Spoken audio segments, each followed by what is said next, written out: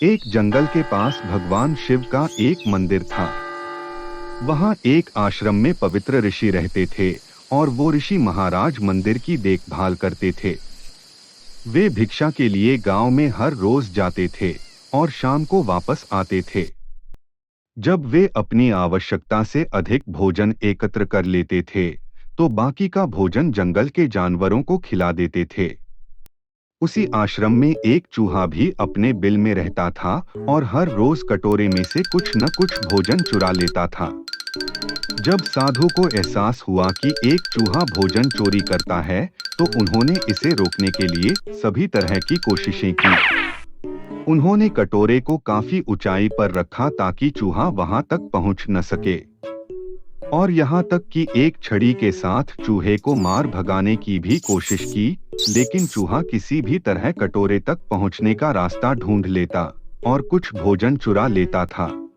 एक दिन एक भक्त उनके दर्शन के लिए आए थे, लेकिन साधु का ध्यान तो चूहे को डंडे से मारने में था और वे उनके भक्त से मिल भी नहीं पाए। तो भक्त इसे अपना अपमान समझकर साधु से क्रोधित होकर बोले, आपके आश्रम में फिर कभी नहीं आऊंगा, क्योंकि लगता है मुझसे बात करने के अलावा आपको अन्य काम ज्यादा महत्वपूर्ण लग रहा है। साधु विनम्रतापूर्वक चूहे से जुड़ी अपनी परेशानियों के बारे में भक्त को बताते हैं कि कैसे चूहा उनके पास से भोजन किसी न किसी तरह से चुरा ही लेता है।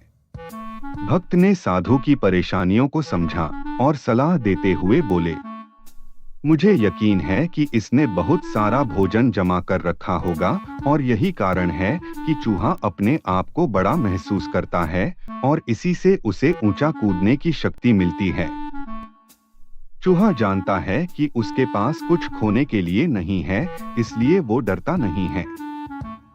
इस प्रकार साधु और भक्त निष्कर्ष निकालते हैं कि अगली सुबह वो चूहे का पीछा करेंगे और उसके बिल तक पहुंचकर चूहे के जाने के बाद उसका सारा भोजन निकालकर आश्रम में ले आएंगे। अब अगली सुबह वो चूहे का पीछा करते हैं और उसके बिल के प्रवेश द्वार तक पहुंच जाते हैं। जब वो खुदाई शुरू करते हैं तो देखते हैं कि चूहे ने अनाज का एक विशाल भंडार बना रखा है। फौरन ही साधु ने सारा चुराया गया भोजन एकत्र कर लिया और उस भोजन को आश्रम में ले जाते हैं। उधर चूहा खा पीकर जब उसके बिल में वापस आया तो अपना सारा अनाज गायब देख उसे बहुत दुख हुआ और उसे इस बात से गहरा झटका लगा और उसने सारा आत्मविश्वास खो दिया। अब चूहे के पास भोजन का भंडार नहीं था, फिर भी उसने फैसला किया कि वो फिर से रात को कटोरे से भोजन चुराएगा। लेकिन जब उसने कटोरे तक पहुंचने की कोशिश की, तब वह धड़ाम से नीचे गिर गया और उसे यह एहसास हुआ कि अब न तो उसके पास शक्ति है और न ही आत्मविश्वास। इसलिए दोस्तों, हमें अपना आत्मविश्वास हमेशा बनाए रखना चाहिए। वीडियो अच्छी लगी हो तो लाइक, शेयर और सब्सक्राइब जरूर करें।